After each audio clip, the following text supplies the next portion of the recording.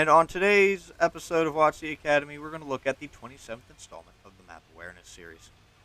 Now, we are here with FlyinEgg. He's in the CS63, and as you can see, he has activated the boost right off the beginning of the bat because Vineyards is a pretty decently big map, and you need to try and get to an advantage, especially on the northern side of the tracks, to try and get to a position that doesn't get you spotted and killed really quickly. That's really the only time that, at least in a battle like this one, that you want to activate the speed boost in a logical manner. But of course, not everyone's the same. So if you have a counter argument to that, then feel free to comment about it in the comments. But that's not the focus here. Real quick, as a disclaimer, because what he's doing right now is what we already discussed of constantly shifting your focus.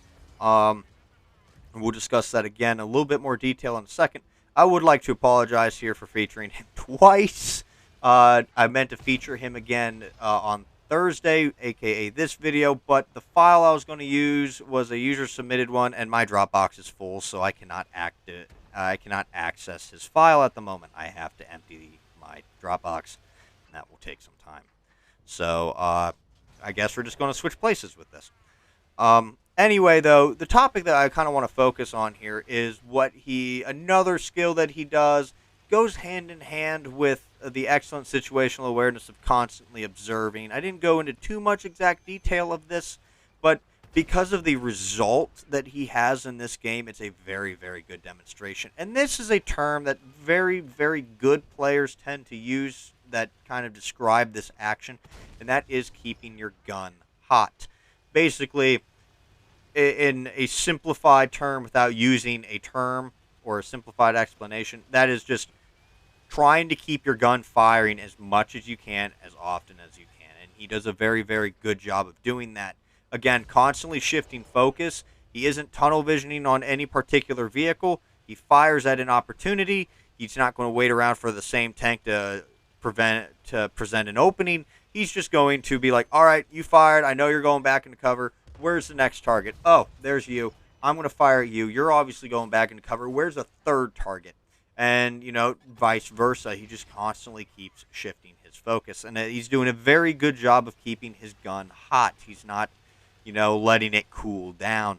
And that is a very good skill that, again, goes really well with the situational awareness. If you can kind of pick up these two skills of constantly observing your surroundings and also able to pretty much, I wouldn't say master, but get a really solid grasp on how to keep your gun hot, I think that pretty much you're going to have some very, very nice results like the one you're going to see here. So, the CS63, I don't have it, but from what I've been told by players that have it and are really good, is that it plays much kind of like a cross between like a Russian tank because of the design influences, but also like a Leopard 1. So he's going to be playing it mostly like a support tank until later on in the game, and you can kind of see that his teammates, his platoon mate, are the ones distracting the opponents, and he's just sitting in the back kind of playing that second line support role of where he's not actually actively brawling. He's really not going to poke out unless he knows he can make the killing blow or he knows that his opponent is not looking at him. And another thing I'd like to point out is you can see he's not really using the speed boost here.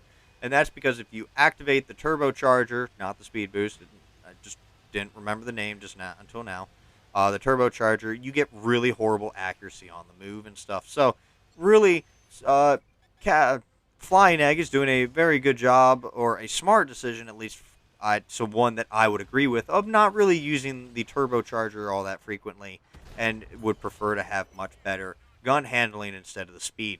55 kilometers per hour as its base speed without the turbocharger is a very, very respectable, good speed. Most Russian mediums, except the T62A and I think the K91, have this speed. I might maybe even the 430, you don't know.